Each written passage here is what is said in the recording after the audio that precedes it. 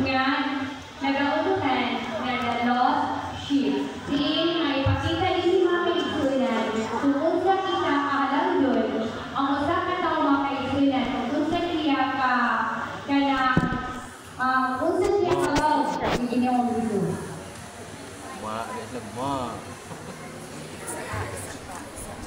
Ay sa pa ha.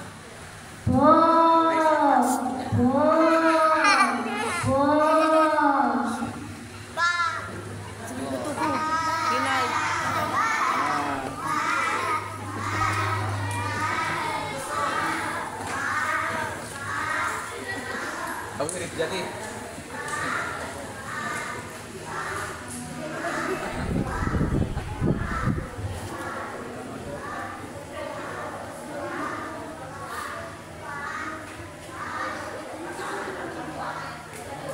Jadi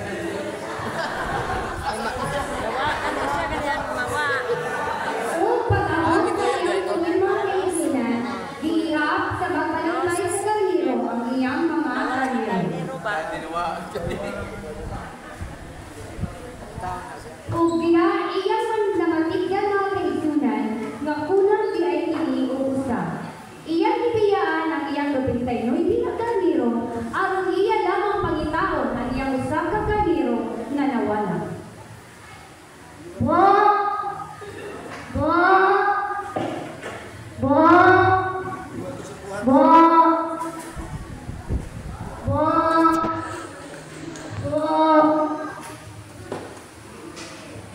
Kung iyang nakablagan na usa niya ka kaniro nga nawala, o iyang kining gibalik ngadto sa iyang suhil.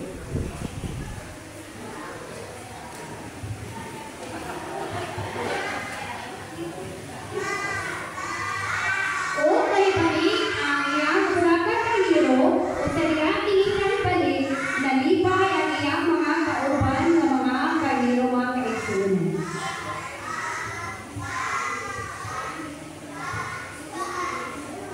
Sa mausap niya ng mga kaigsunan, si Ginoong Hesus, siya ang mabalantay kanatong tanan mga kaigsunan.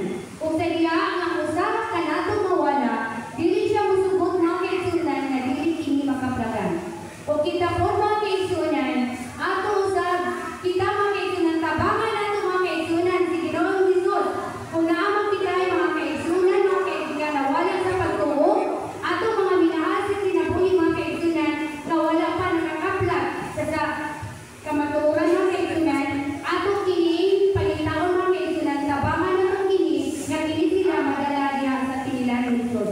O kini mga kaigsunan, nauman o nagtapos sa among pasundaya nga nagahuan the lost sheep.